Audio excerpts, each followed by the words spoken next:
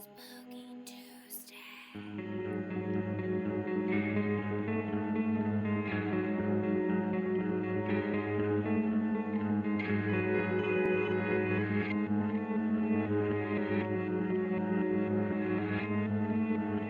Elizabeth, wake up! They're growing out of these pods. I'll get the police. Elizabeth, wake up! They get you when you sleep. Sit up! Elizabeth, would you wake up? Hello, police. Officer, I would like to report 4 bodies in my backyard. Hey guys, welcome back to Spooky Tuesday, a weekly podcast where we're breaking down all of our favorite slashers, thrillers, monster movies, and black comedies on the new scariest day of the week. I'm Sydney Thompson. I'm Monica Height. And I'm Chelsea Duff. And this week, we're going to do a movie. And oh boy, is it a movie. Because I had an experience while watching this movie that I texted y'all and y'all were like, oh dear Lord. But I want to see if it's relatable to some of our listeners. Is this a relatable thing? We're this so relatable relatable here at Spooky Tuesday. Are there any other quirky girls out there doing this? Let me know. So we are doing the 1978 remake of Invasion of the Body Snatchers. And I hadn't seen this movie in, a decade or so at some point. And I'm like watching it and I'm like 20-ish minutes into it, like a decent amount of time. And then all of a sudden I just like completely dissociate. And I'm just like, I have no idea what happens. And all of a sudden I like come out and they're to the bagpipes playing Oh Say Can You See? No, it's Amazing Grace. Amazing Grace. Amazing Yeah. Grace. Wow, she really was out of it. She didn't even know what song She the didn't even know it was bagpipes were Amazing playing. Grace. Oh my God. I just heard bagpipes and I'm like, what is this? Sure. I text our group chat and they're like, oh no. And right That's before the whole this, movie. Yeah, that's the thing. I actually hadn't started it yet. I was just about to start it. And so I didn't realize how much of the movie you missed. Because we got to you said at the mud bath scene, you tuned out and then you came back in at the bagpipes and I got to the mud bath scene and I was like, okay, this is where Sydney was. And then I kept waiting for the bagpipes. And at some point I was like, I guess I missed them. They must have already happened. I guess I missed them. Must not have been that memorable. Nope. And then it turns out the bagpipes were very miserable, but they're all the way at the end of the movie. And I went, oh no. She This was whole gone. thing? Where were you? This I mean, whole time? bagpipes, if anything's going to wake you from your reverie, it That's would be true. bagpipes. So That's true. it did. It brought me back. I was like, hello, I am a new person. But I sat on my couch and I was like, oh no, I've just lost an hour of my life. It's gone. It's gone, Dusty. It's gone. wow. No idea what.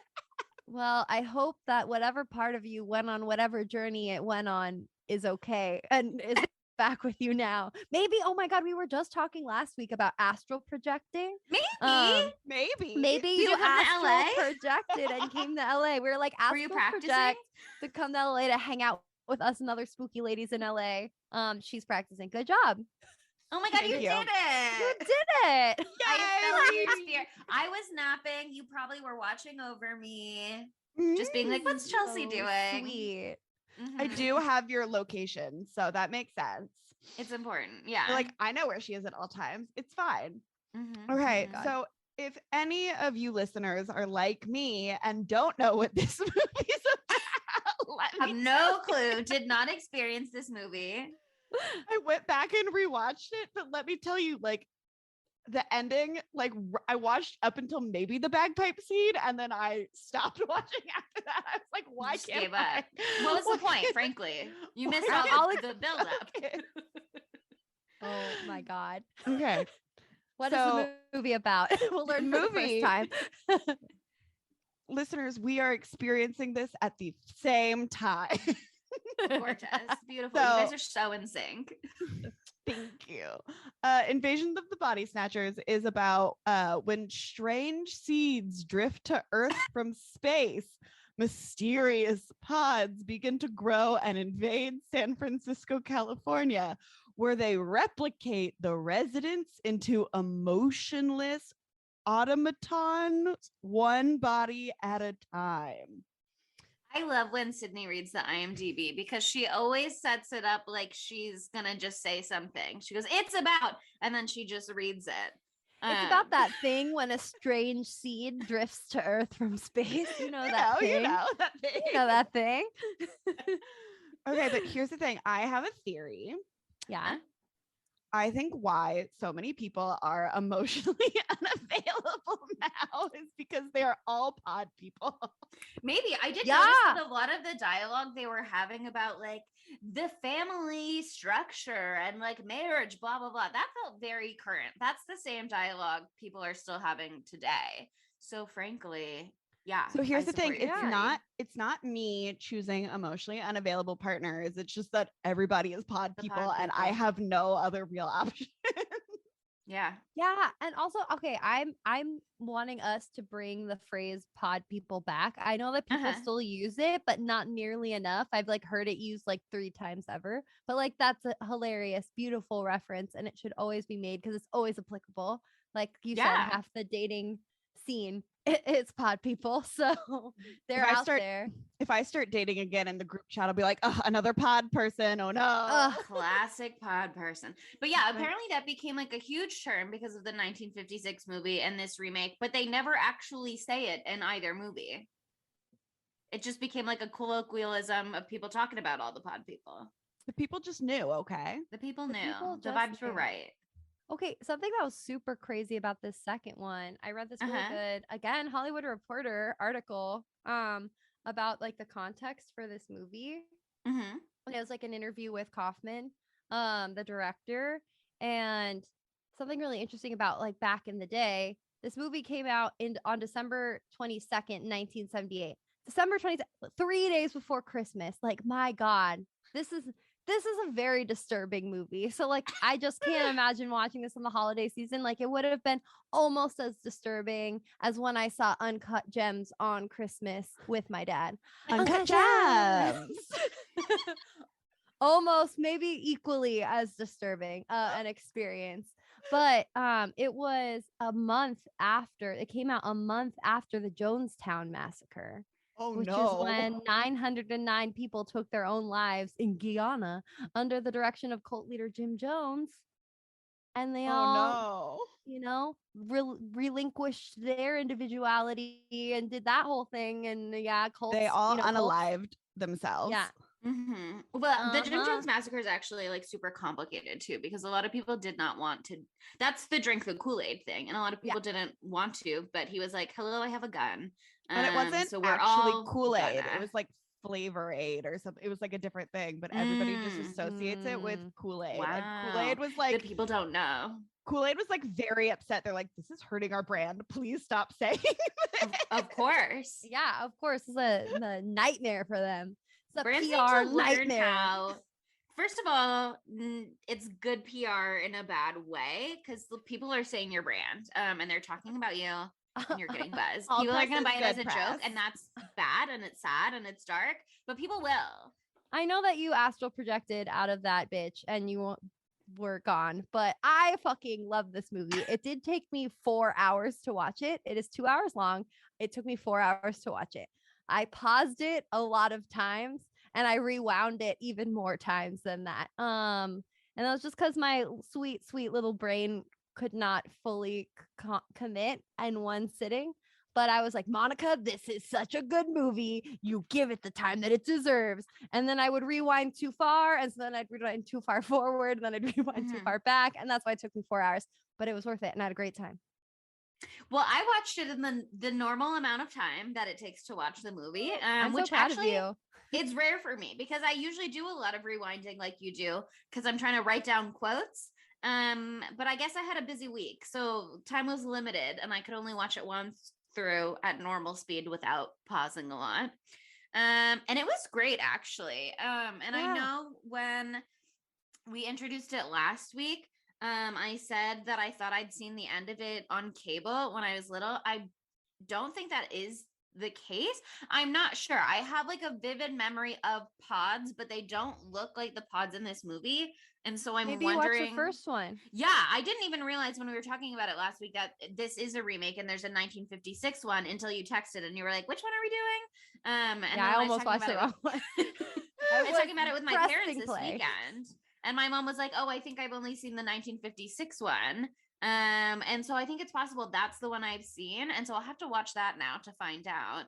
But the reason I was obsessed with this is because of my Marauders era phase for Harry Potter things, and I just wanted to be like familiar with the media of the time, the music, the movies, etc. And I always felt like this would have been really scary. Wait, I don't in that understand the context. Marauders thing. What What are about you saying?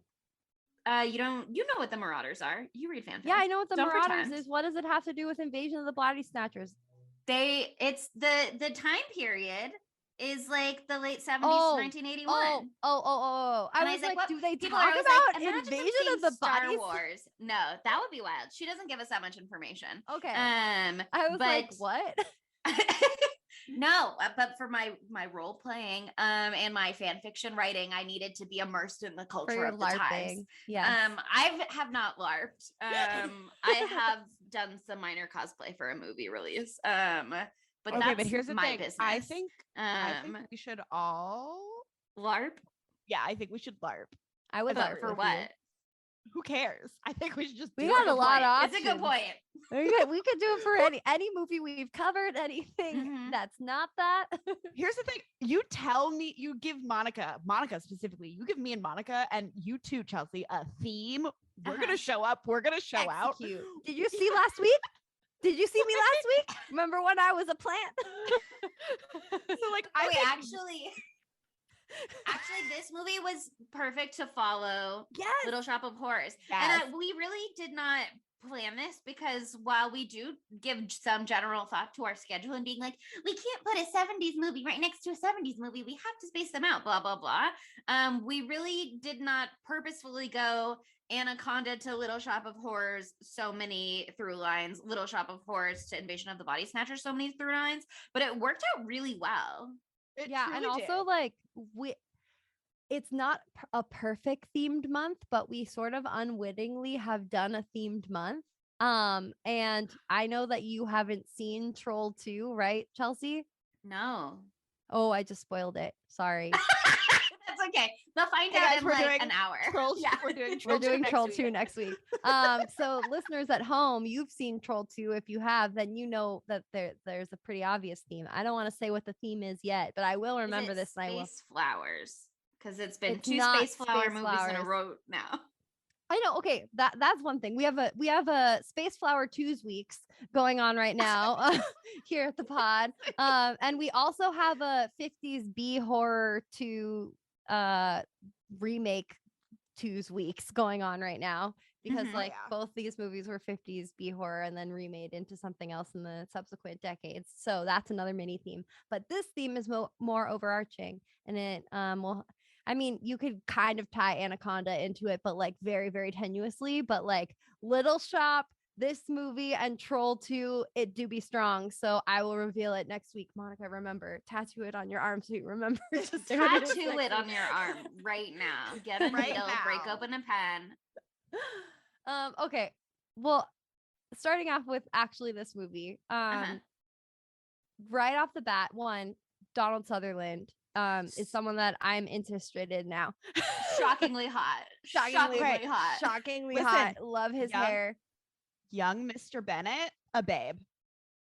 Oh my god. It's- Everybody who's in this it's is so Benno. hot. Benno. No, Who are you talking about? Oh, Mr. Bennett from Pride and Prejudice, baby. This is young Mr. Bennett. Guys, I And actually which have never one? seen either Pride The and Prejudice. 2005, obviously. Chelsea. Isn't that out of character? Doesn't that shock That you? I'm is so I'm shocked to Like hear I've that, for told you, one. I'm mysterious and unknowable. So Chelsea. Every week we learn. Oh, something he's more the about dad. you. Yeah, there's always something to reveal. Oh, I thought you Lizzie said Bennet. young, and I Okay, got confused. I'm following. Okay. Got it. Yeah. We got there in the end.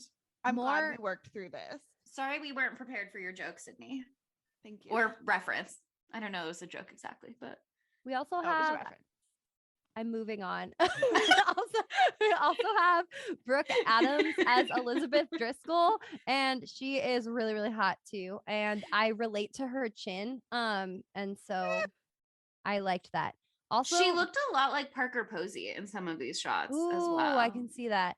And she's married to Tony Shalhoub from 13 Ghosts. Yeah. I was looking her up and I was like, she looks so familiar. I recognize her more like as she was older. Because I hadn't seen any of her other younger roles, but she's slated in this movie.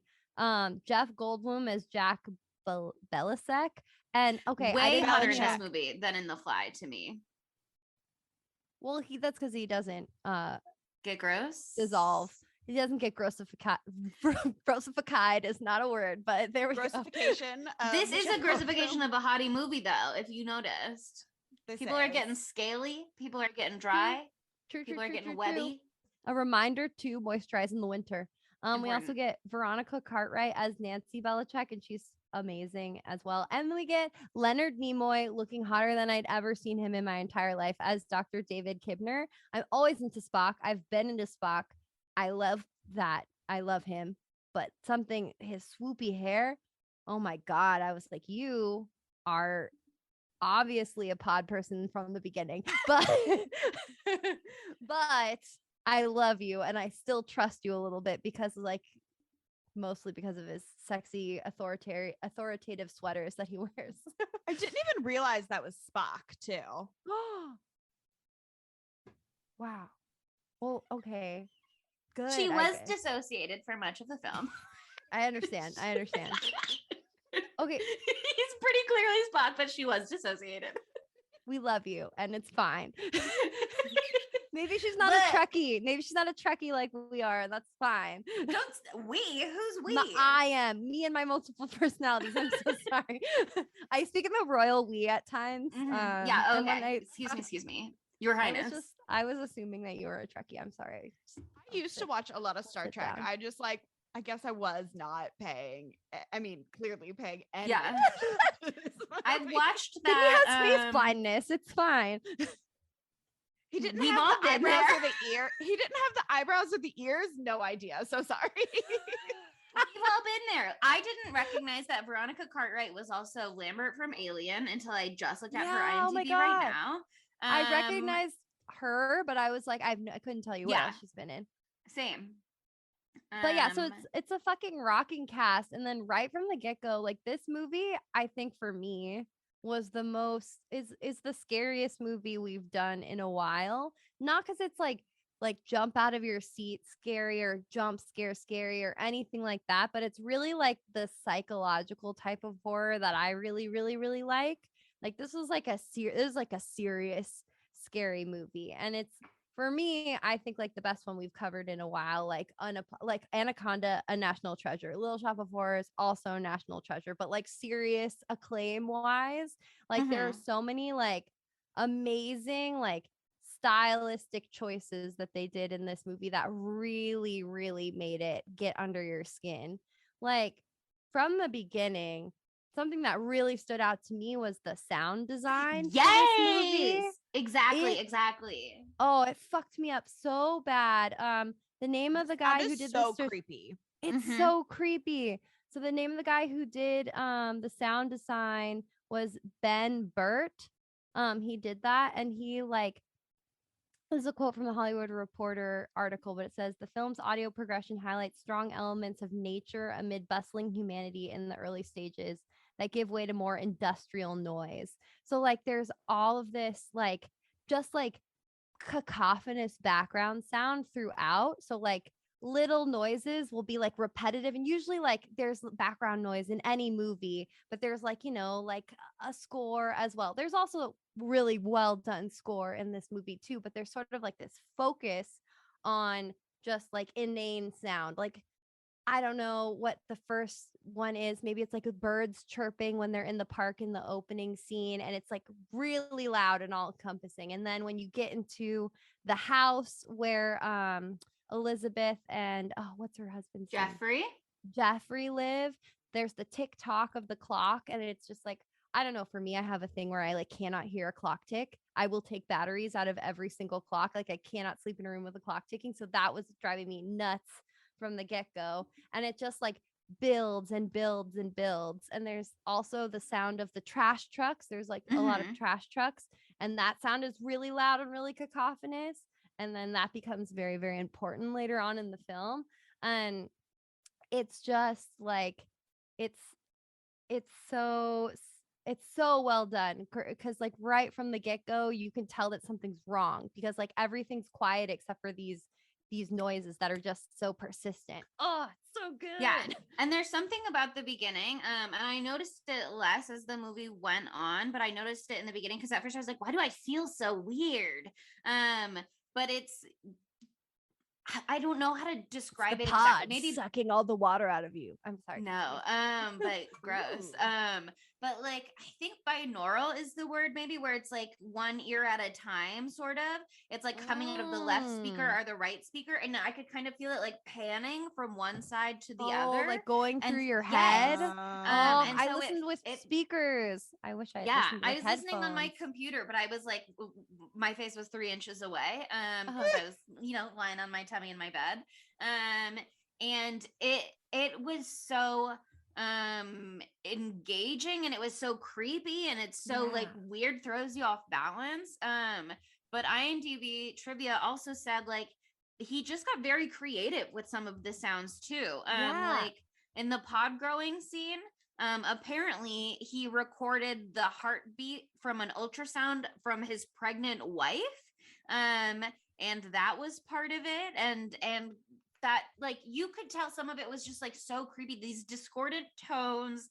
It really set you on edge and set the vibe for the whole movie in a really effective, creepy way.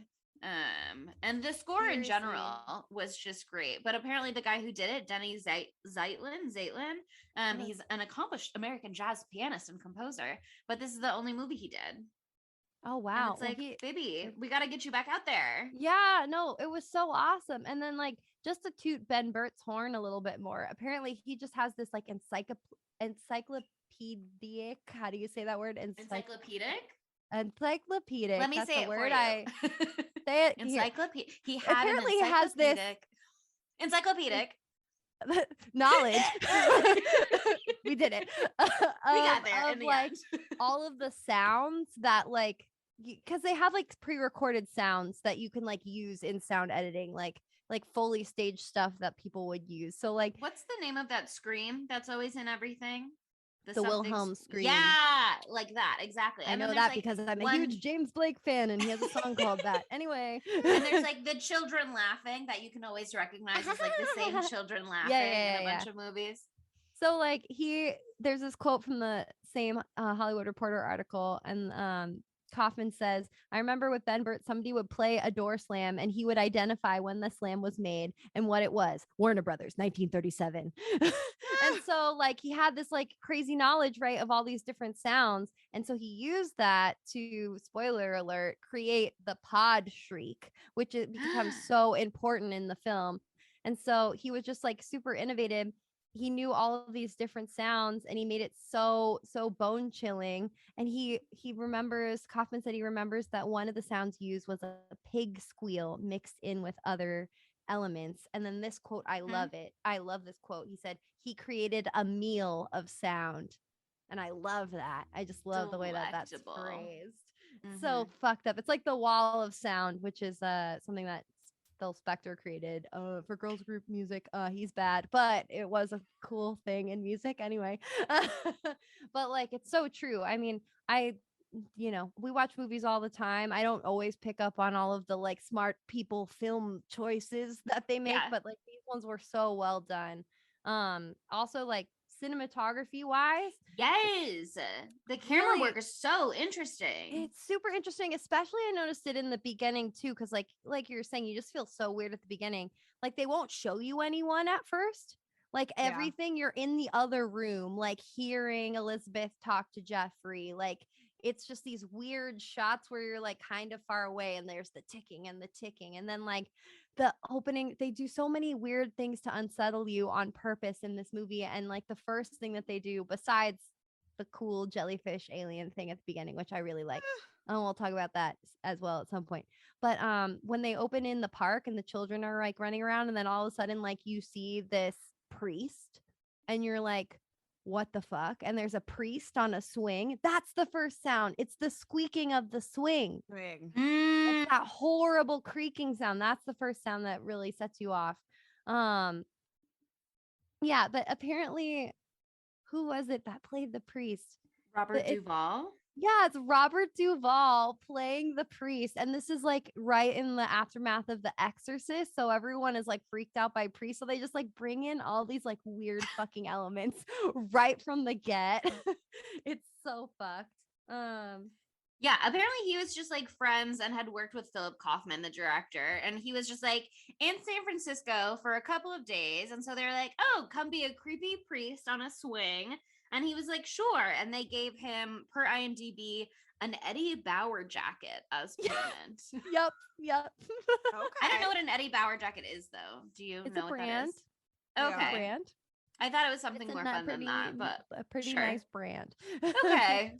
That's less Um, exciting than I thought it was going to be when I asked that it was question. Eddie frankly. Bauer's jacket. I don't know who. I was picturing like a fun prop Letterman jacket from a character named Eddie Bauer, maybe. I don't know. I don't know. It's just if I like know. LL Bean, basically. Okay. They gave him an Um, old Navy jacket as payment. That's what I'm getting from this. Oh, but I mean, there's just something, just the core principle of this movie is so fucking unsettling because it's just like you, especially like with the context of Jeffrey and Elizabeth. It's like you live with someone every single day and you know what they're like, and then one day you wake up and they're completely different.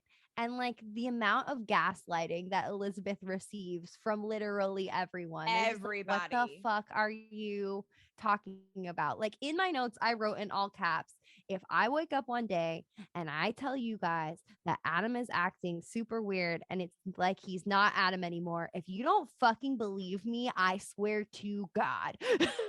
It's Here's the thing. complicated though, because that is actually like a psychological disorder. And Oh, they fuck. did it very recently on 911 Lone Star, which nobody should watch, but I obviously watched a lot of. And they've also done an SVU episode about that, where it's like, you essentially, maybe you have a head injury, maybe you just are, for whatever reason, you will come to believe that your loved one has been replaced by an imposter. There's a Criminal Minds episode about this that I just Ooh. watched about it Yeah. too. Ooh. What I remember season? in the SVU one, it's like 8, I think? Oh, I should have seen that. interesting. I remember in the SVU one, it's like the mom, when she hears her daughter's voice but isn't seeing her daughter, she can recognize that it's her daughter. But when she sees her daughter, something in her like visual Oh. processing is going like, that's wrong. That's an imposter. And in the 911 Interesting. Lone Star episode, it's like he sees his son. He was just in a car crash, so that's why he's having this at this time. But he sees his son and he thinks it's an intruder, and so he's like trying to get the guy because he thinks that this is someone who's like out to harm him and his son. Wow. And so yeah, I mean, that's before I was 100% sure that what's his name, Dr. David Kibner, Spock. Before I was sure that Spock was evil. I was like wary of him because he was absolutely gaslighting everybody, but I was also like, okay, he is a mental health professional, so of course he's coming at it from that perspective. But also then he was like, so many people are saying this exact scene at the exact same time, and I was like, okay, then pay attention, baby. Pay attention. But then Oh my he said God. something like hallucinatory. It's like there's some kind of hallucinatory flu going around, and I was like, okay, actually that is also could have been in a different movie a reasonable explanation, because like we see the fog in San Francisco, which is like, you know, classic San Francisco, but kind of sinister Wait, in what do this they call movie it? when He has a name. The fog in San Francisco has a name. It's like Kevin or something. It's not Kevin. What? I'll, Is I'll that ask true? my cousin. I'll ask my cousin. Or no, I'll Google it because that'll be faster. Yeah, your cousin. Yeah, My let's cousin text lives your in San cousin. Francisco, okay, and she would know. Would Please she continue. lie to you though? Because my cousins No. would make shit up. No, it's Oh, yeah. true. It's true. Okay, Google Kevin San Francisco. See what I'm pops up. I'm looking up what is the fog named in San Francisco, and I will report back. Continue with what The you were going to marine say. layer. I hope its name is Marina. No, it's a boy name. It's a boy name. Ew. Here's the thing. I hope its name is Kevin. It's the only I hope it is acceptable Kevin. name. If not, its name is Kevin now, bitch. It's on the internet. It's true. Any results yet? Continue with what you're saying. It's going to take me a second. I Okay, spelled sorry. every single word wrong that I typed it. So. Take your time. Do your Google. Awful space. What I was saying was that there is the fog in San Francisco, classic San Francisco, but it takes on this like sinister air in this movie because the way we see the spooky, ghosty aliens in the beginning kind of descending to Earth is in the rain, and so it's like in the water, which is what fog is. Do you have the name? Carl. Is With an A. I was close. It's Carl. Is Countless weather presenters and SF residents affectionately refer to the fog as Carl. Carl. Incredible. I feel like Carl, Kevin, kind of same vibes, kind It's of on in the the same same level. vein. Carl. We'll allow it. I'll do the swap. Yeah, I'll make the swap. Carl. Yeah, Yeah. so Carl is like really ominous in this Yes. movie a little Oh, bit. You're ominous. And so it makes sense to also be maybe it's like an airborne something. Yeah. Because also we keep seeing the trash trucks go by with all of the like webs in the back, and they keep talking about all the webs that are popping up all over San Francisco. At one point, Matthew is like cutting out a newspaper clipping about the webs in San Francisco all over. And every time the trash truck closes, it like puffs up a bunch of dust into the air. And so if I didn't know what this movie was, I would have been prepared to believe some sort of hallucinatory flu. You know what I mean? Mhm. But yeah, I think, gosh, it was so frustrating because Dr. Kibner said that thing where he's like, a lot of people are experiencing this, like all of my clients basically, but they're all fine again in a day or two. And obviously now we know he's evil the whole time. But like, yeah, they're all fine in a day or two because they've also been possessed and duplicated. So like, of course they're not worried and anymore. relieved of their human emotions. Right? They're like learning how to vaguely adapt. No, that's Did the thing Stephanie that's so Meyer fucking plagiarize the host, freaky. do you think? Yes. That's this movie, basically. That is this movie. You're making great points here. That said, I still want to do a book club to reread The Host. So you Oh, let it's me a know. great book. It's It's a gonna little I never different. read The Host. So. Wanderer is sticking. Melanie is sticking around inside with Wanderer, so it's a They little. have emotions. They take the premise and then they do their own thing. Yeah. Yes, and that's been done 1,000 times. Hence the faculty. Yeah. And the there's like 2 more remakes There's of 4 this. versions of this apparently. Yes. There's a 2007 one with Nicole Kidman just called The Invasion, and we should watch that at some point. I'm Oh, down. wow. I'm down to try it out. But like the thing that's so freaky that you also realize as this goes on, at first, like the pod people, they are terrible at pretending to be humans. Like Jeffrey, like is just silent and he doesn't talk to anyone. He just like walks away, like he's not doing anything. And like everyone, they're all being like cagey, but then obviously they get better at it. Like look at Leonard Nimoy, look at Spock, look at Dr. Kribner. Those are all 3 of the same person. They're all the same person. I was waiting for my brain to remember his name. And like he's gotten so good at pretending to be a person that you think that he is the guy because he's charismatic, he seems cool, unlike Jeffrey, who's not cool, unchill, very strange. No chill at all. And like, And also an evil dentist, just like in Little Shop of Horrors. Exactly. Another through line. Ooh. Oh my god, that shit was so funny. There's a quote where Donald Sutherland's character is like, well, he's a dentist, they're all crazy or something like that. Yeah, And I was like, he calls yeah. him a mad dentist. And I wrote Incredible. that down because I was Oh like, my god. a clear There's reference. also this quote where they're like going through like Elizabeth and oh my god, what's Donald Sutherland's character's name? Matthew. Okay. Their Elizabeth, chemistry is fucking electric. it is off by the the way. fucking charts. From the first second, I'm like, they're gonna kiss, like it's gonna happen. Yeah, she's introduced with a boyfriend, and then the first time we see them on the phone, I was like, stop flirting with your coworker. But it is impossible to not root for them because their chemistry is electric. Incredible. yeah. Incredible. Anyway, what were you saying? Well, there's that moment where he's like, oh, what could be they're like guessing what could be up with him, and he was like, oh, maybe he's a Republican now. Yeah. Yes. Right. I This wrote that Oh, in and my they were notes. like, he could like, or they're like Whether do he'd this, become he could be gay. Oh yeah. The options was were like- become gay, have a social disease, become a Republican, or have an affair, become like yes, and important. I was Oh my like, God. these are incredible. This is gonna be my checklist from going on for like all my things. Be like, And frankly, the phrasing of social disease is also iconic because I never hear anybody call it that, and because it's not nice, you shouldn't. Yeah, no, it's not. But that is the phrase that Emma used on Degrassi when she got gonorrhea of the throat. So it's important. Wow. Thank you so much. I didn't realize that social disease was an STD. Yeah, she yells at Jay and she's like, "You Oh. gave me a social disease." You don't remember that? No, It's not- I was not an intense Social Degrassi disease- watcher. Social disease doesn't describe it well, in my opinion. But anyway. No.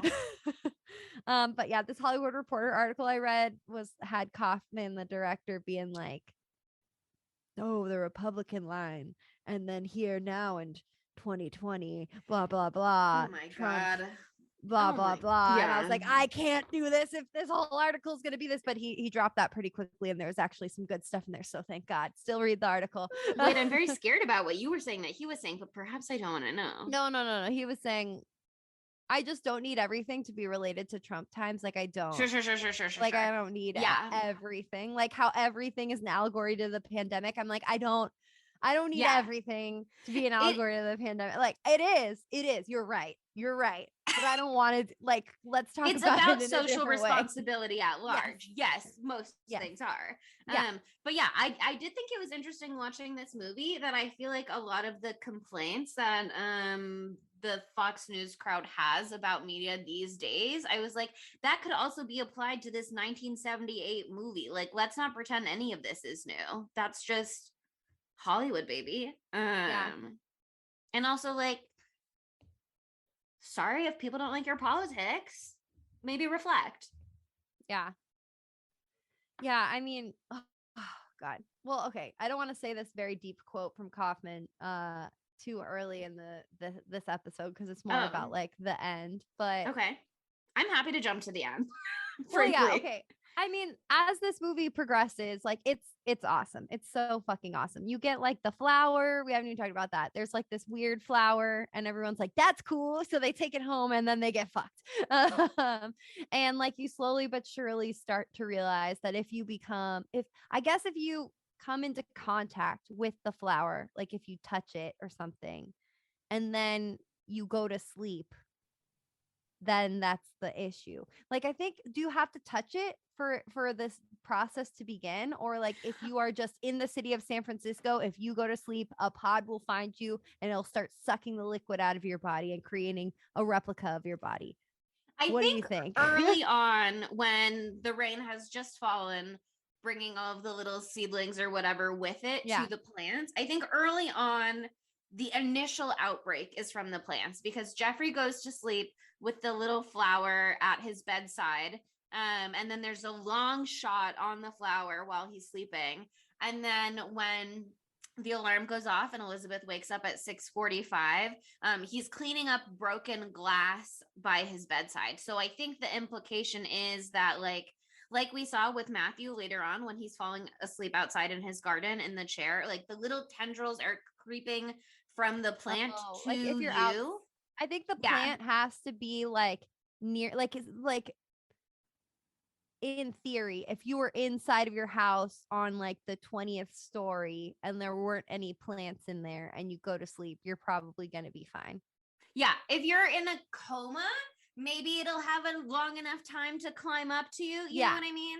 But I think it has to be in proximity to be able to move that quickly in the beginning. And then once people are helping it along, once the pod people are out there in the distribution business, it's a different story because they can bring pods anywhere.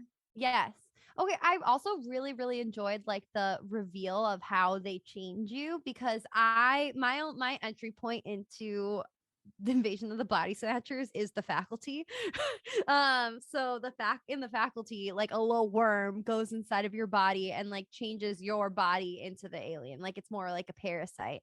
And so that's what I thought that this was. I thought that like a little slug would come out of the flower and go in your mouth, and then you became a pod person. But this is so much worse. It is so much worse. Like the imagery of like a malformed like little fetus baby thing coming out of the pod, and then it slowly turns into Jeff Goldblum. Like it's the worst thing ever. And like I particularly loved the scene in the mud bath because it's so Nancy good. works for a mud bath thing. That whole scene is so funny. Yeah, they own the mud bath thing. And good for them, entrepreneurs. Good for them. But the mud bath itself, like I wanted to do it, but then there's like that man in there and he's like farting a lot in the mud machine. And I don't think they're changing the mud. How do you change them? You don't change the mud. And then also, like, are they just washing the mud off into the sewer system? That felt bad.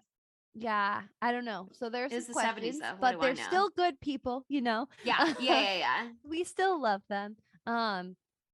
But people still do mud baths now. There must be some system in place. Yeah. Oh my God, I would love to do one. Anyway, not that Let's one, go. but one. Give me astral project and join. But it just happened so quickly. Like, because Jeff Goldblum just falls asleep in the sauna, you know? And in that time, I also didn't understand he was wearing, he got a nosebleed. I was so confused about the nosebleed. I thought that you had to wear nose plugs in the steam sauna. And I was like, what is happening right now? But anyway, like in that time, the entire body had grown. And it had only grown to a point where they had no idea what it was. Like them trying to figure out what the body was so interesting. Like it had no fingertips. Like I had no idea what was going to go on with that. I was like, what is that? Because I know that it just invades your body, but I was so wrong and I was so surprised. And all the practical effects in this movie are so awesome. They're so awesome. But the moment where Nancy is like examining the body, and you see Jeff Goldblum like sitting one stall over, whatever, eyes open, and then he shuts his eyes at one point and then the eyes open on the body. That was like the perfect moment to express and demonstrate that connection. So scary. And also like such good visual storytelling. Yes. And also just before that moment, or maybe right after, he starts getting the flaky skin on his face. His mouth. Lips, yes. his lips crusty. Are super chapped. And I was like, ew, why? And classic grossification of Jeff Goldblum once more. Oh my God. He's really good at it. He commits, and I love that for him. But I love their little like group trying to like get through all of this together. Fucking Leonard, and also just the concept. It's like the tale as old as time, like death equals sleep, like or sleep equals death, like that's like been a trope for forever. But it's such a terrible thing because your body like needs rest. You get so sleepy every day, and the fact that like if you go to sleep even for a second, like you're fucked. Like there's nothing you can do. Like you cannot sleep if you want to stay alive. You cannot sleep in this case if you want to save the fucking human race. Because at this point in the movie, when they realize that sleeping is game over, it's already like everyone is a pod person. Like they're like some of the last people left. It's so terrifying. Yeah, and I have a question about that actually with this sleep thing. And I guess my question is, skipping to the end for a moment, When Elizabeth does fall asleep, it's like literally one moment. And I wonder if because that body was already cooking at home, at her house with Jeffrey, if like, I don't think it's the same pod, but is there like, obviously if the tendrils are going on somebody and then a pod over here is spitting out a gooey new person, there's some sort of like neural connection, not Wi-Fi obviously, but plant brain Wi-Fi of some sort. They're There's uploading like a into the thing cloud. with that with some plants, like that they can. Yeah, I think that's like a have demonstrated like a nature thing. knowledge. It's like an earth I'm no thing. botanist. Here's the thing. This is a fun fact. Uh-huh. You could tell you knew, like everybody knew it was going to be like a wet winter this year because acorn, like whatever trees like drop acorns, like dropped a lot of acorns. Oak trees have acorns. So the oak trees, like there was acorns fucking everywhere. I mean, like walk acorn. And for acorns to like plant and like grow trees, there has to be like a significant amount of water. Like it has to be a wet season. So all of the trees fucking knew it was gonna be a wet season. So they like all dropped their acorns. Laying their little eggs. So they just like no. Yeah, and no. like mushrooms have this like thing too where they just like Yeah, it starts with an that's M. what it is. That's It starts what with it an is. M. It's Plant like Wi-Fi. mitochondrial or something like that. Like it's not mitochondria, which is the powerhouse. Mitochondria is the powerhouse.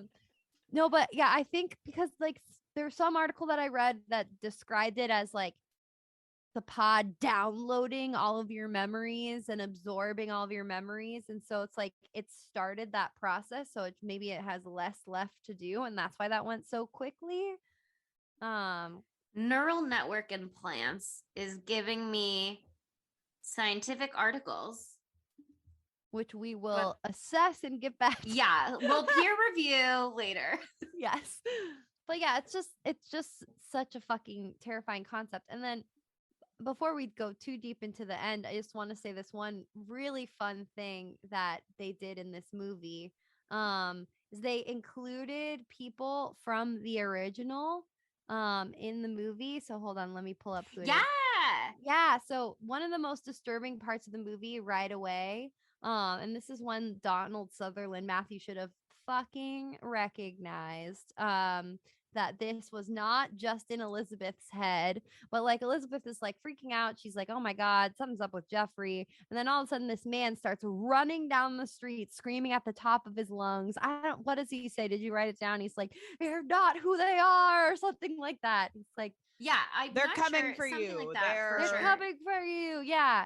He maybe also says you're next. Yeah. He does. And then he immediately gets hit by a car and is killed, and they see his bloody corpse on the side of the road, or he's killed by all the people. Either way. But that person who's running down the road is Kevin McCarthy, who is the star of the original movie, The Invasion of the Body Snatchers. And I think, sorry, spoiler alert, the way it's described in this article, I think he survives at the end of that movie. So they wanted to feel like he had been, this is what Kaufman said, that he had metaphorically been running for 20 years from a small place out in the country shouting, they're here, and finally arriving to the big city where he's the bearer of that news. And so I thought that was really, really fun. And they also put Don Siegel. So I think he's the director of the first one. He is the guy driving the taxi cab. Yes. Yeah. And then there's also another guy who was like the not cinematographer, director of photography, maybe. And he shows up at one point too. And let me pull up the cameo section. He's Michael Chapman. Is the he's the director of photography for this one, actually. So not the original, but he's the janitor in the health department. And Philip Kaufman is the guy when Matthew's in the phone booth making a phone call. Philip Kaufman, the director, is the guy who's like knocking on the door of the phone booth, being like, "Come on, buddy." Oh, that's so funny. We love a cameo. They were just throwing them in left and right. Okay, what else do we want to talk about here? There's so many like incredible details. Like this movie doesn't fuck around. The attention to detail is there. But we can't say them all at one time. There was not a cameo from Jerry Garcia, although somebody on IMDb would have you believe there is. Jerry Garcia of the Grateful Dead apparently is doing the banjo that you hear when you see Banjo Harry, but he is not himself Banjo Harry. And Jerry Garcia of ice cream flavor fame. Yes. Don't bring up Cherry Garcia on this podcast because you know my Cherry Garcia conspiracy theory. I do not know. I do not know that. It's a conspiracy theory. It's not a good flavor. Big media references it all the time because they want you to buy more Cherry Garcia. Nobody actually likes Cherry Garcia, and if they say they do, they're part of the conspiracy. I just don't like anything cherry flavored, really. So, except they're trying to brainwash you into buying it. Liqueur. It's not good. My friend like, Ellen says that she likes it, and she's working for Big Ice Cream. Maybe she's a pod person. Maybe. Ever think about that? I have, yes, multiple times, because I really truly believe in this conspiracy theory. And our friend Alex tried to be like, no, Jerry Garcia and Cherry Garcia, it sounds so good, it's a great name, blah blah blah. No, it's a conspiracy theory. And if you don't believe me, that's because you're part of it. Okay, that's valid. I believe you. I agree. Thank you. I knew you were an ally in the war against Big Ice Cream, Monica. I'm always here for you, babe. Big Ben and Jerry trying to bring me down. The thing about this movie, though, is that it is so sad.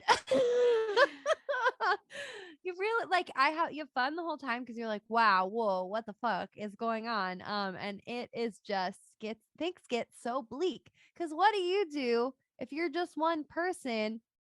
And not one person, there's 4 of them.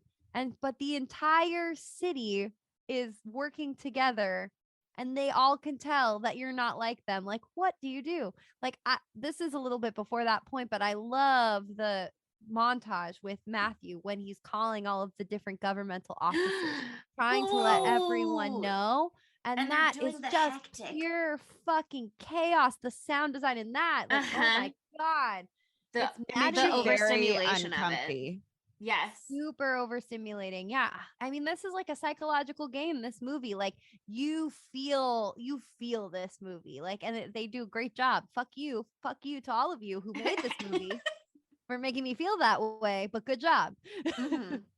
But I mean, it just gets so bleak. Like we have our 4 friends. We have this incredible scene right after Leonard Nimoy tries to ruin the earth by giving sleeping pills to Elizabeth, so she'll definitely turn into a pod person. Fucking rude. And Donald Sutherland falls asleep outside. I'm like, boy, don't fall asleep outside. Don't be outside. Like at the least case, like the least bad case scenario, like you're gonna get skunked, you know? And the worst case scenario, you are good. What happens. So like you become a pod person, right? Almost immediately. That whole scene, you really get to see how the pods work, and it's really beautiful. But you also I have to say, the first second that I saw the flowers in my notes, I wrote, these flowers kind of vaginal. And then a lady picks one up and sniffs it, and I was like, that's gay. But then later the flowers are literally birthing people, and I was like, oh, they really are vaginal. Yes.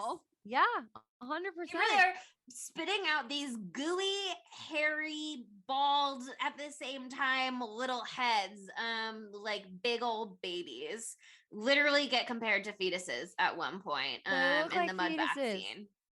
Yeah, no, especially and some of them scene. Do. Yeah. No, that one looks like a full-grown guy, but they say it's like a fetus because he doesn't have fingerprints yet. And then later when they come out, they look like big, weird babies until they become more fully formed. They're like mushy babies. They kind of look like John Voight after he's regurgitated.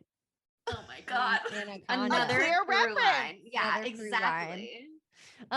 Anyway, but we also get that incredible scene where Donald Sutherland has to kill the bad version of himself, you know, and he like smashes the head of his pod person because he couldn't kill. He couldn't bring himself to hurt the fake Elizabeth. Yeah, but like that would have saved her more, maybe. Would it? So That's the second time we've seen a pod of know. her, and it got spit out pretty quick. So I think at that point, those pods are ready to and raring to go. They're Yeah, like it's true. rabbits. Seriously. But that chase scene is also fucking so scary too. And there's something I read in one of the articles is that they were trying to make the movie have like hints of like film noir in it. And so like in that chase scene, you see like the big shadows like come upon the wall as the horde like descends upon our four heroes as they're running through the Embarcadero, which I love that it was at the Embarcadero. Lovely Embarcadero, great food. But like when Matthew and or not Matthew, I'm sorry. What's Jeff Goldblum's name? When Jeff Goldblum, Jack. Jack Belichick. Jack. I was like, Dak. His name is not Dak. Jack and Nancy like give themselves up to try to like save like humanity, I guess. They're like, if not all of us can survive, at least some of us will. Just fucking horrifying. And that leads to the most depressing part of the movie, which is also the cutest part of the movie. And that is when Donald Sutherland and Elizabeth, I'm sorry that I'm doing that thing where I'm saying only one of their character names, where Matthew and Elizabeth go back to the health department where it all began. And they're hiding underneath the desk, and we get the saddest kiss of all time. The saddest kiss, the most depressing kiss that anyone has ever seen. Beautiful and so sad. Followed up by a hilarious scene where you find out that the woman who plays Elizabeth, Brooke Adams, has an incredible talent to move her eyes around like a scary googly doll. Oh yeah, she and shakes her eyeballs. Terrifying. There's this She whole does that way earlier though. The eyes thing is like way in the beginning. Oh, I thought that was like when they're sitting there underneath the desk and they're trying to pass the time. No, that's right after the whether he'd become gay or social disease or a Republican. Oh, and I'm she's sorry. like, "Am I crazy?" And he's like, "Do the eye thing, and we'll know it's still you."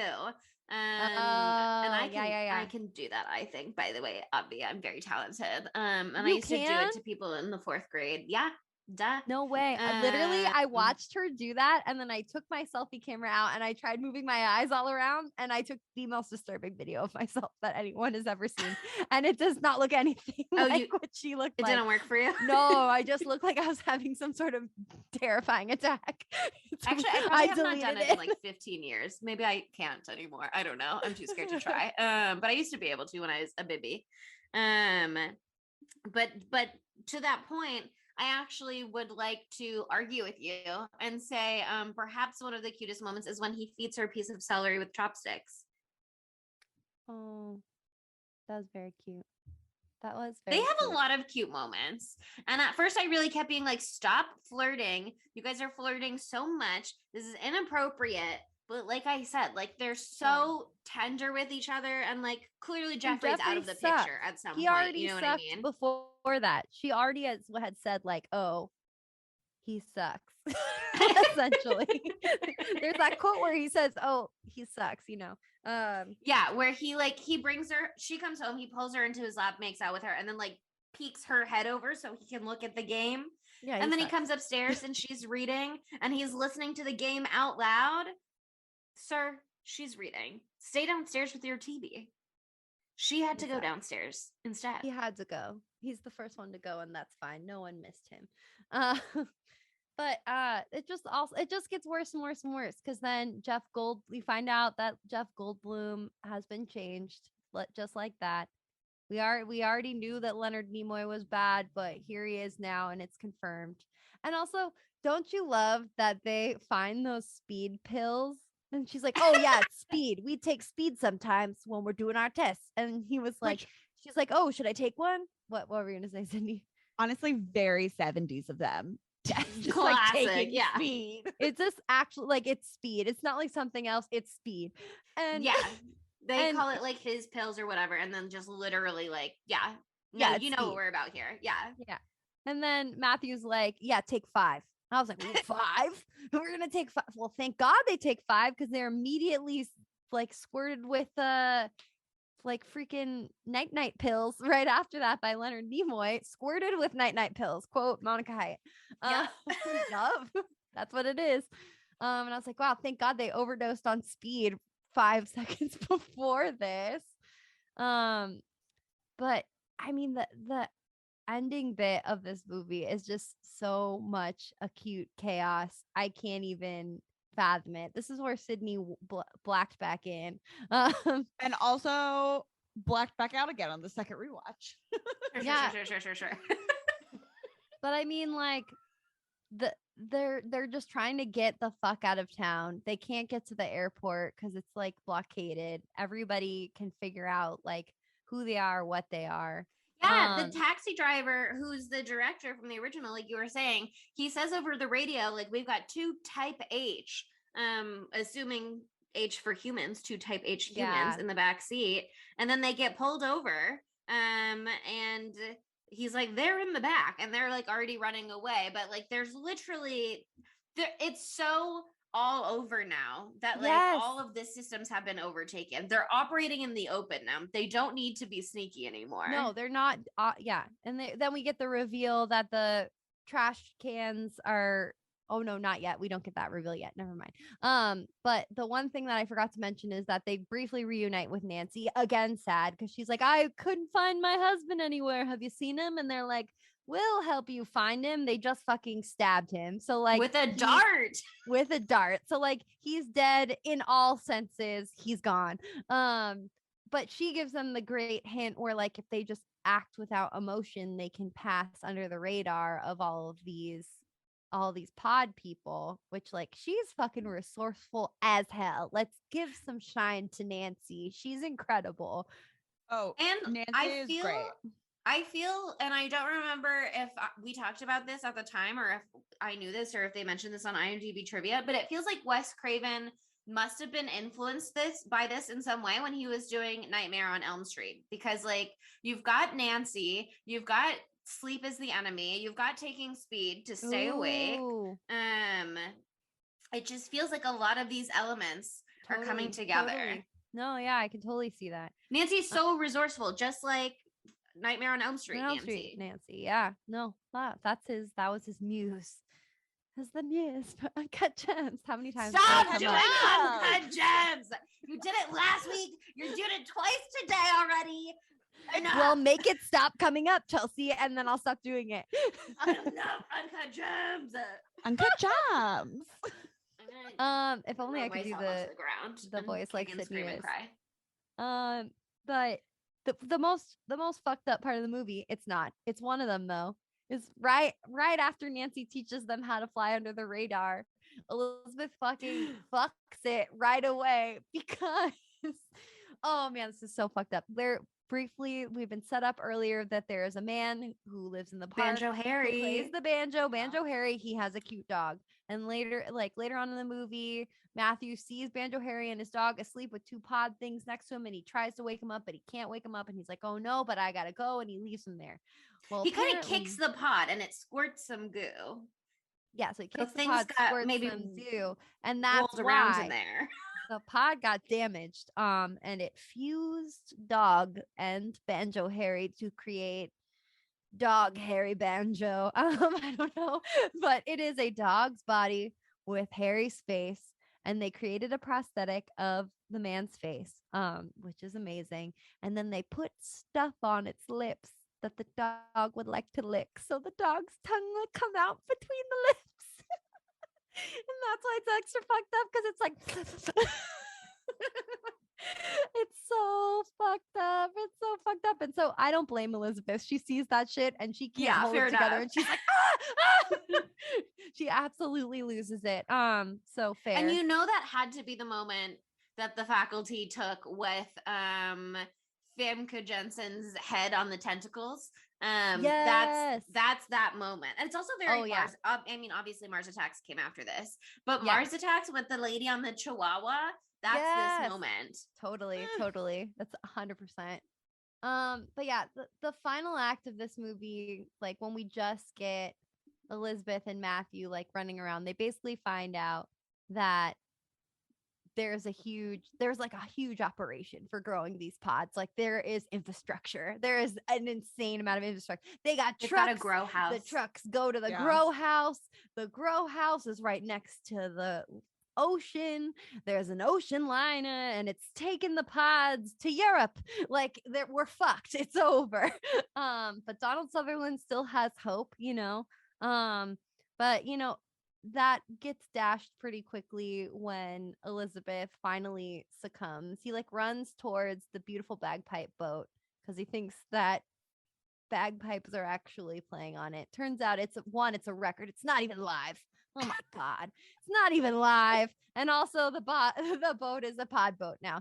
It's over. And he comes back just in time to see his girl asleep, and he cannot wake her up, and it's over. And then we get the actual most horrifying part of the movie besides the dog, which is, don't you hate that thing where you're holding your dead lover in your arms and you're hugging her and you're like, oh, Elizabeth, oh no. And then her face implodes and she turns into a husk in your arms. You know that I thing? hate when that happens. I It hate happens it to when me that all happens. the time. It's the worst. I know. I tell Adam to hydrate more, but he won't. And so this happens constantly. But honestly, really fucked up. Just deeply, deeply upsetting. And then you're still reeling from that. And immediately you're confronted with naked pod Elizabeth popping up, fully nude, moist, very like sludgy, gross. And she's like, hey baby, don't you want to go to sleep? Immediately. The really fucked up part about that though is like he has Husk Elizabeth in his arms dissolving essentially, and he has this like really horrifying scream, and it is like so emotional and it is like so authentic and scary and creepy, and then you hear her behind him and he just like immediately falls silent. The way he just immediately falls silent, it's so good. It's so good. It's so good. And then, you know, he does his like final act wildness. He runs away from his pod girlfriend into the grow house, and he wreaks some fucking havoc. He was doing some undercover havoc at first, and then you get this like apparently the most iconic image from the film, or one of them, because I saw pictures of it all over IMDb, and I was like, this is technically a spoiler. It should not be the first picture on IMDb, but you get Elizabeth finally spots him in the rafters while he's up in the pod grow house, and she does the point, and she does the like shriek, and she like unhinges her fucking jaw. Like her mouth is open and it's so disturbing, and her eyes are so hollow, and it does look just like that painting, The Scream. There's this article that I read that's from ringer.com, theringer.com, and it's really interesting. Like the opening paragraph of the article like compares that iconic painting, you know, The Scream with the hands, and how it has inspired like so many things, like the Scream mask for Ghostface from, you know, Scream. Edvard Munch with the V. Edvard Munch. Yeah. And all these other incredible things, but they basically were saying that like the scream that you feel like is being uttered from those lips in that painting is this fucking scream from the the Invasion of the Body Snatchers. And you know, if he goes out with a bang. I can't remember exactly what happens at the end of that scene, but you kind of like, you feel like he maybe got captured. What happens? It's like he runs away. They're all chasing him. He's running. He I think is like hiding underneath something. And the people above him are being like, you can't stay awake forever. And they do this really cool shot at one point where people are like crawling, but it's upside down. But there's the moment right after he can't stay awake for forever when the flashlight someone is holding while looking for him shines right into the camera. And I think it's implied like that's the moment, that's from his perspective, he's been spotted. But they don't reveal it right away. No. They let you think like maybe he made it.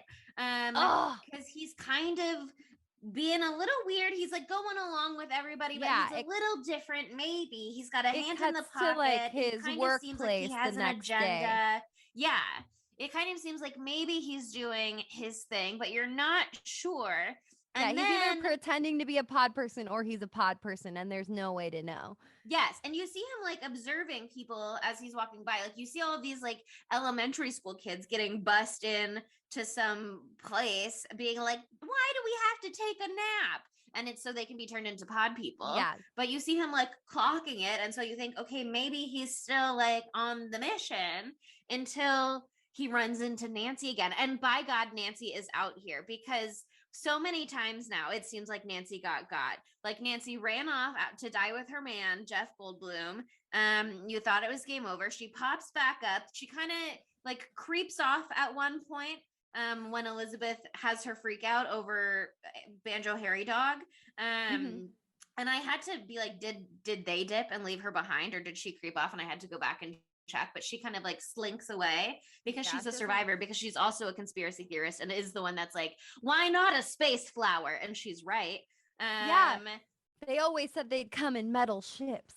But why? Why are we assuming? She's right. She's right. She's smart. She's a smart bitch. And she survived this entire time up until this moment. And then she sees her boy Matthew and she's like, finally, a friendly face. And she's like, hey, how are you okay? And then you get the most horrifying ending of, this is like the most horrifying ending. It was perfect. He just looks at her, picks up his hand, points at her face, unhinges his jaw, gives you the worst face you've ever seen, and the shriek. And it's perfect. It's perfect. Really haunting. It is so haunting. And then if I remember correctly, that happens and it cuts to the end credits and it's silence. Yes. The end credits are silence. And it's such a good all ending. Of the sound design that we've been talking about, where there's this constant, incessant noise, and it's building, and it's building, and it's building, and the shrieks at some point. There's a part of the chase scene where all of the pod people are shrieking, and it's just, and then there's explosions at the end, and all this stuff, and then just nothing in the end. Oh my God, I was shooketh to my core. Apparently, though, and this is to your point from last week about Little Shop of Horrors. Apparently, the original script ending had it being like more hopeful. Like maybe they do recognize each other. They share like a knowing glance. Like we are both people. We are both out here fighting the fight. And then Philip Kaufman was like, I didn't want to film that because I don't want to do that. And I'm not even going to give them the footage so that they can recut it later.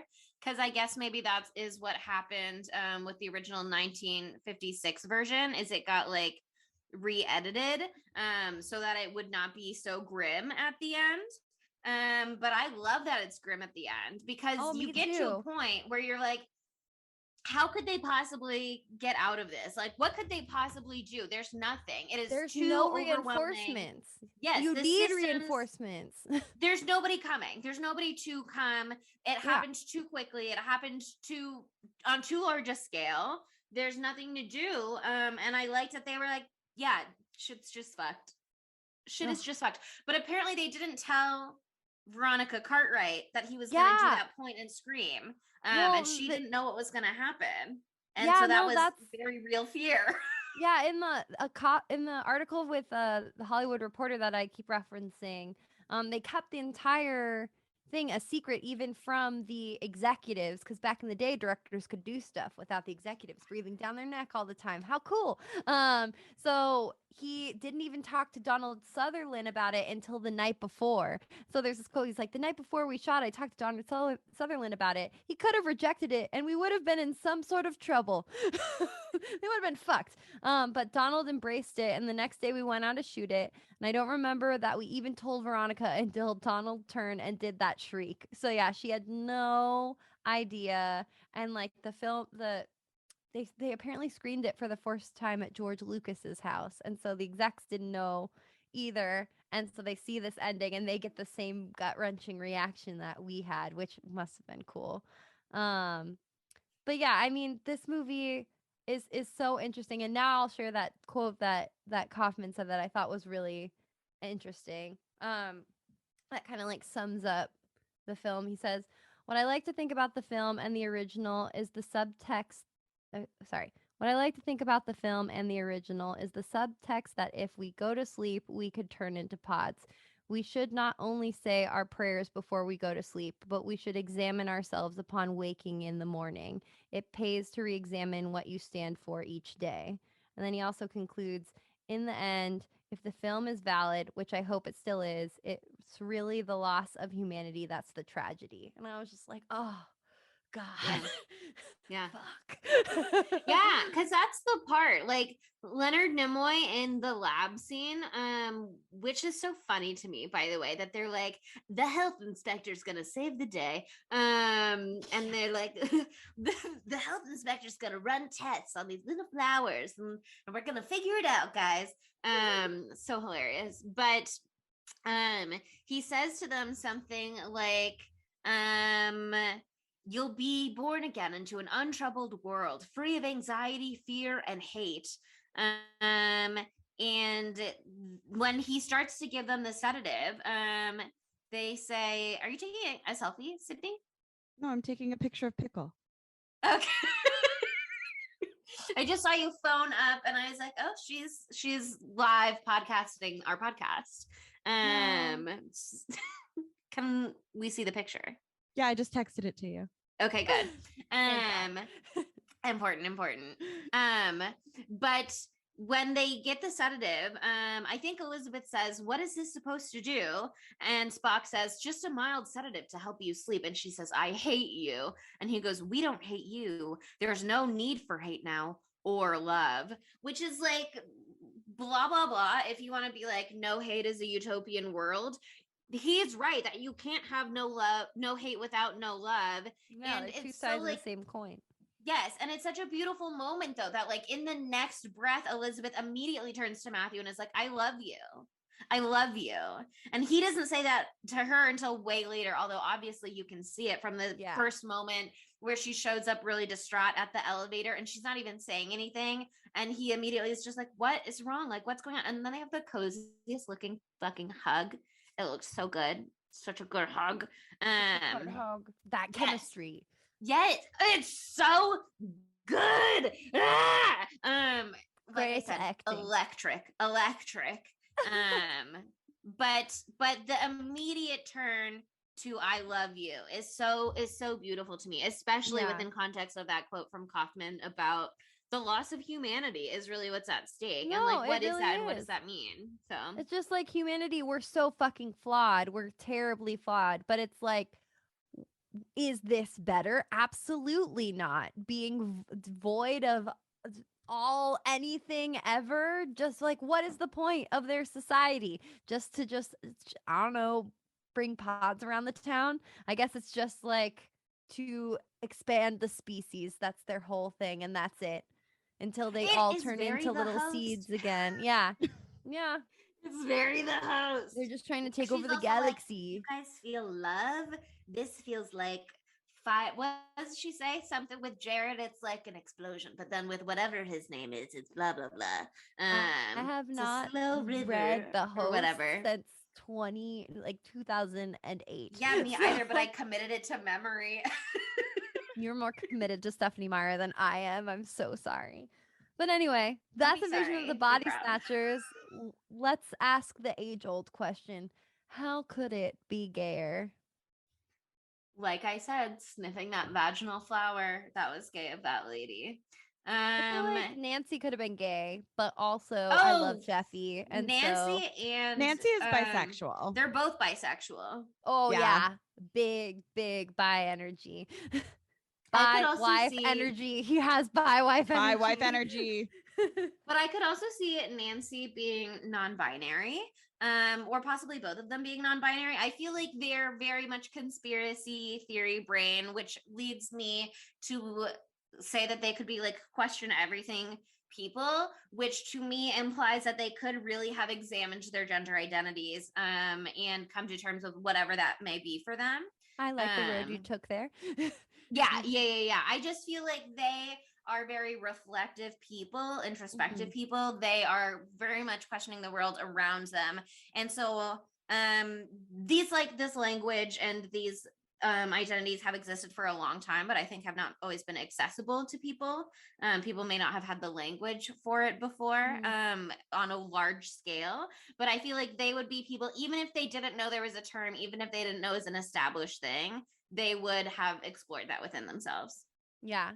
I also think that Leonard Nimoy is gay. And I know that he also gives off like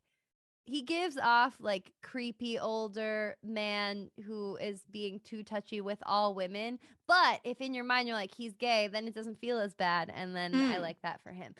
He also had that sick leather glove, which is cool. Yeah. Wow. What was that? What was that glove? It was only on the back of his back of his hand. It was the back of his palm. What is that? That's not a thing. The back of his hand. What was it protecting? Well, apparently it was his idea because he had a friend in real life who wore one to cover a burn on their hand. And IMDb says it was deliberately used for the sole purpose of making the character more distinctive and recognizable, which I think if you have Spock, first of all, very distinctive and recognizable, maybe not for Sydney. But yeah, not for Sydney. Maybe the glove was really helpful for you. I don't know. But regardless, I thought it was a great fashion choice. Oh yeah, very swaggy. I also read something in one of the article from The Ringer that said that like having Spock or having Leonard Nimoy, who is Spock in that position, like at the like dually makes you trust him more because Spock is always so level-headed, like literally Spock, like they're playing off of his character from Star Trek. He's so level-headed. He's like, you trust him. He's not touched by emotions, but then at the same time, he's Spock. He's already a pod person. You know what I mean? So like you should doubt him from the beginning. It's both. Making points. It's already there. Anyway, but he's gay. And you know, there's room for things with Matthew and Elizabeth, but they also only have eyes for each other, and so they might not think of anything else. Yeah, I think they're well, I was gonna say I think they're pretty straight, but actually I do feel like Matthew and Dr. Kibner maybe had something once upon a time. I can see that. They like fooled around in their younger days. I like and that. You know, Jack had a huge crush on Matthew. That's why he hates Spock so much. That's part of it. It's not just the writing. It's also like, that's my boyfriend. And I'm married, so I'm with Nancy. But if anybody, we're going to be that's with Matthew. Also my boyfriend. Yeah, that's my boyfriend anyway. That's my boyfriend. How did step off my man's? Yes. Okay, that brings us to the question of all questions. And where would Matthew Lillard fit into this film? And one of the kindergartners taking a nap. Was he alive then? Yeah, he was born in 1970. So he's a first grader or a second grader, maybe. I always forget how old he is. Yeah. What are... You're 8 in like third grade. I turned 8 in the second grade. He's one of the children next to the priest on the swing. He would have been great. Oh, that would also be a good child placement. As yeah. The priest's child. The great but child also, placement. Older Matthew would be great as Jack because him and Jeff Goldblum are both 6'4". Important that Jack stays 6'4" in any universe. That is actually he literally states integral to the character. He states his height in the movie. Right. So therefore, couldn't change it. Couldn't change it. Not for a second. Not for a second. No. We can't lie to the public. But also, he would be a great conspiracy theorist, and I feel 100% confident he has played that before.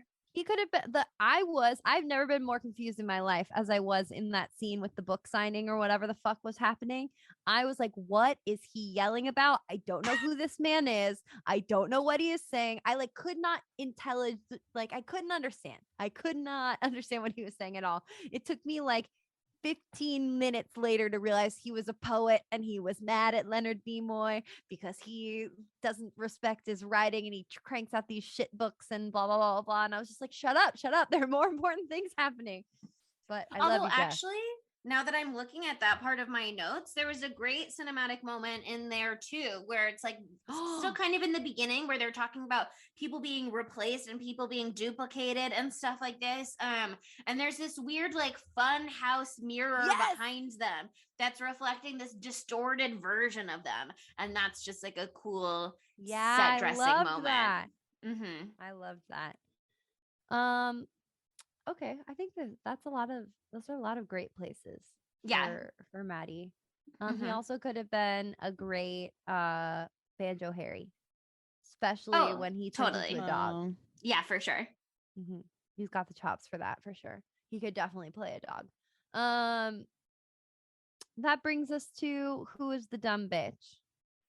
That's a tricky one in this movie because I think unless you're gonna say the pod people at large, it would be Spock, except we never see him as Spock, so we don't know how he would respond. And I don't want to say it's Matthew, you know what I mean? Because I feel like he's doing his best to take care of somebody he loves. Even if he thinks she a little cray in the beginning. But I think that is not an unreasonable conclusion to draw at that point in the film. You know what I mean? Yeah. I mean, he should have automatically assumed it's aliens. Yeah, he should have, but he didn't. I mean, and so it is the logical explanation, quite frankly. It is. Again, I'll say it. If I say this shit to you guys about Adam, you better believe me and believe it's aliens. I know that Sydney will. Chelsea, will you believe me? I'll do my best. But for sure, if I meet another stranger and they also are immediately like, there's something wrong with my wife, she's not the same. This is not my wife. And it is someone random telling me that, then I will for sure start to be like, okay, now this is a documented phenomena. Yeah. Phenomena. Do do do do do do. Phenomena. Do do do do. Anyway, hey. But yeah, I guess we gotta link that in the references. Yeah, I think it's the pods themselves because they don't value, having a good time. They're just floating around, being dicks, sucking the fun out of everything. Because if you suck all the emotion out, you suck the fun out of everything too. Can't experience fun without joy. Nobody gets to be a hater. That's important sometimes. I love to hate. Wow. Boring. These guys are boring, and so that's their crime against humanity, truly. These guys are party poopers, frankly. And so they're the dumb bitch. Rude. And now we move on to our knives out of 5. So, okay, did people love this movie? Like, what did people think? People on IMDb did not love this movie as much as they should. So they should look inwards. But on IMDb, this movie got a 7.4 out of 10. But then on Rotten Tomatoes, it got a 92% fresh from critics, and it got an 82% fresh from audiences. And that's more acceptable to me as somebody who thought this movie was fantastic. Same. Who wants to go first? Not me. Sydney might have to abstain this time around, maybe. I mean, it's up to you, babes. But yeah, I loved this movie. I thought it was really incredible. From the beginning, every other moment, I was being like, this is amazing. This is great. Like, they're doing such a good job. And every time I had a question or a concern, they kind of addressed it. Like, I loved the banjo guy because I love banjos. And so we meet him, and then he gets a name because Matthew's like, hey, Harry. And I was like, banjo guy. And then he comes back around another time when Matthew is chatting with him, and I was like, Banjo Harry's back. And then we don't see him for a long time. And I was starting to be like, man, I really thought Banjo Harry was going to pay off and there was going to be something about Banjo Harry. And then they see him sleeping with the pod. And I thought that was it at first. And I was like, but that's enough for it to have come full circle. And then they graduated to the dog with his face. And I was like, that's so fucked up and perfect. And so for me alone, that would deserve 5 knives out of 5s. But I loved the very grim, sad ending. I thought it was like good for this film. Sometimes it makes me feel bad and sad. But I think in this context, anything else would have felt not right to me. Yeah.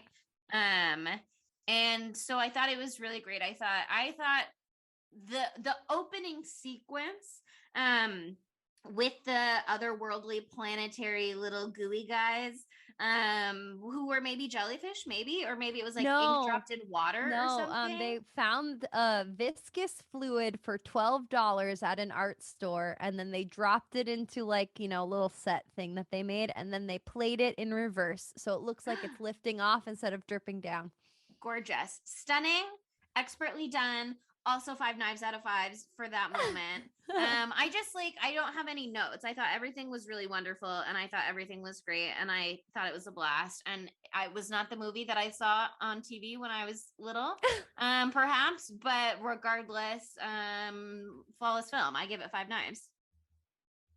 I mean, I'm right there with you. Absolutely. This is a 5 knives out of 5s for me. Like, I had so much fun watching this. I was deeply disturbed, deeply unsettled. Like, the attention to detail, I'm all about that. Like, this was just like a beautiful, cohesive whole. It's got everything I look for in a movie. I fucking love aliens. I fucking love special effects that are practical effects. Like, we get a head imploding in multiple different ways. We get some fake blood in there for Sydney. You know, we get this moment that made me laugh so hard that's not even that funny when Elizabeth is like, "Oh my God, they're coming out of the pods." Like, I just thought it was so funny. I don't know. Like, everybody is adorable. The acting is incredible. Like, Jeff Goldblum is there. Like, there's nothing left for me to desire. Even bagpipes. We love a bagpipe. Even bagpipes. Though recorded, would have been cool if there had been a pod bagpiper.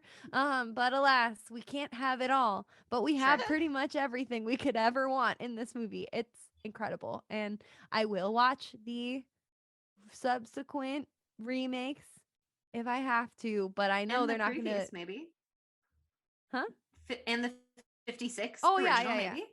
I'm sure that one's really great too. But like this one, like, it hit the nail on the head for me. Like 10 out of 10. It fucked me up. Okay. I have seen this movie before, but it was a long time. And the parts that I do remember were very good and very creepy. But because I don't remember literally like a bulk of the movie, you know? Sure. Which is on me. Like, not on the movie. Like, this is all me.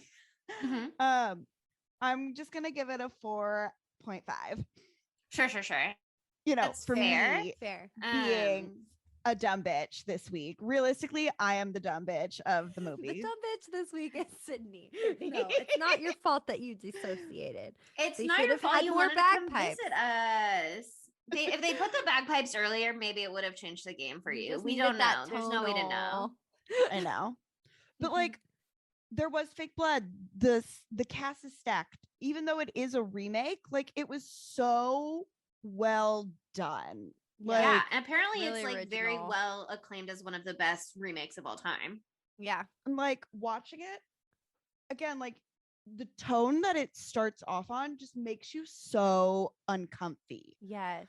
Like, it's a very unsettling movie, which is by and large super creepy. And so I'm gonna give it a 4.5 out of 5. It gets Amazing. under your skin. Yeah. Mm-hmm. Okay, Yeah.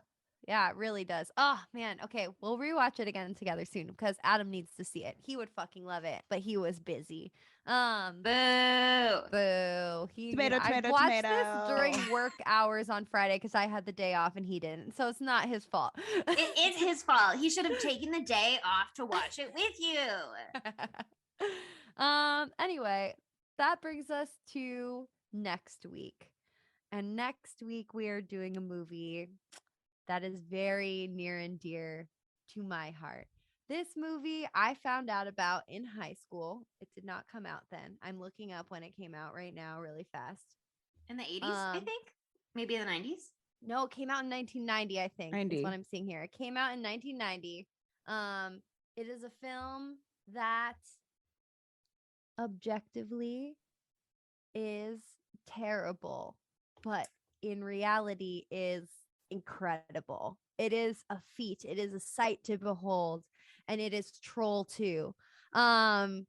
I found out about this movie in high school because this cool boy from theater that I liked a lot as a person, I had a crush on him in 6th grade. He knows that.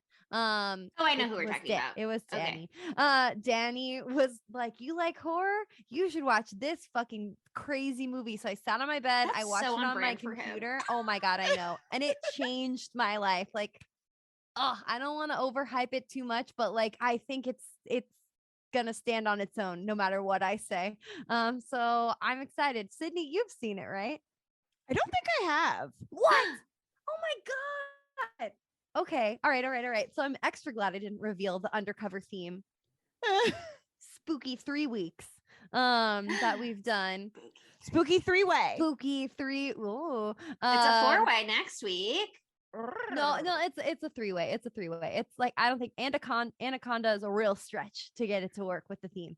But what I was referencing is that we will also be joined by a friend next week. Yes. It's Yes, a celebration. yes.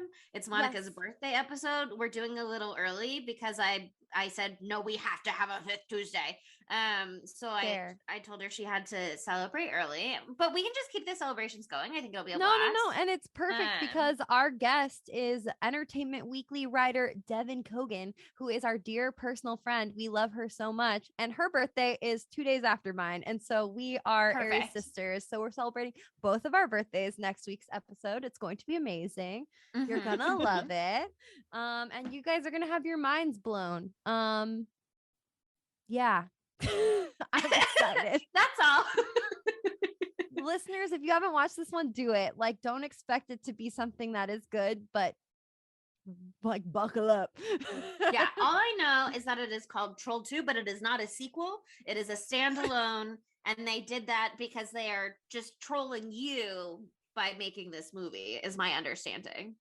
Oh yes, there are many things of that nature. Okay. And also there's a whole documentary about the making of this movie that I found out. Shout out to Horrible Horror Podcast. They let me know about this. And so I'm going to try to watch the documentary and the film in time for next week. So we will see if that occurs. Amazing. Anyway, if you love what you've heard and you feel so moved, why not give us the gift of a 5-star review on Apple Podcasts or Podchaser or Spotify? It would be so sexy of you to do that. You would just get 10% hotter immediately. I've heard that actually. Everyone who's written us a review, I said next time I saw him, smoking hot. So something to consider. Also, why not follow us on social media? We're at spooky_Tuesday on Twitter, TikTok, Instagram. And did I miss one? No, I don't know. I think it's just those that's 3 it. for the And underscore. At Spooky Tuesday Pod on Tumblr and Facebook, and at Spooky Tuesday on Letterboxd, and we have a YouTube. And that's it. There's no more social media. Please don't make another social media, so we have to have another thing. But follow us on all of those. You'll like it. And you know what? Thanks for listening. I hope you don't become a pod person. Bye, spooky pod people. No. Arnold! I had water in my mouth. I tried to say no, but there's water in my mouth. That's how. And also, just for the record, before the episode ends, I do want to say the picture of Pickle is very cute, you guys. It's a great picture of Pickle. Great picture. It's a great picture of Pickle. I'm really glad Sydney took it and sent it to us. He's got his fluffy bellies all out. It's beautiful. Wow, people really should listen to the end. It's filled with gems. Do you want to go see my friend David ck'd? The psychiatrist? Not like that. I mean, you talk to him, I mean, he would put things into perspective for you. I'm not crazy. No, I'm serious. He would eliminate a lot of things. He would eliminate whether Jeffrey was having an affair, whether he'd become gay, whether he would had a social disease, whether he'd become a Republican. Spooky Tuesday was created by Monica Haidt, Sydney Thompson, and Chelsea Duff, and edited by Sydney Thompson. Our gorgeously spooky tunes are all thanks to Tamra Simons, who you can follow on Instagram at Captain Tamra, and our podcast art is by Mary Murphy, who you can find on Instagram at the_moon_omg.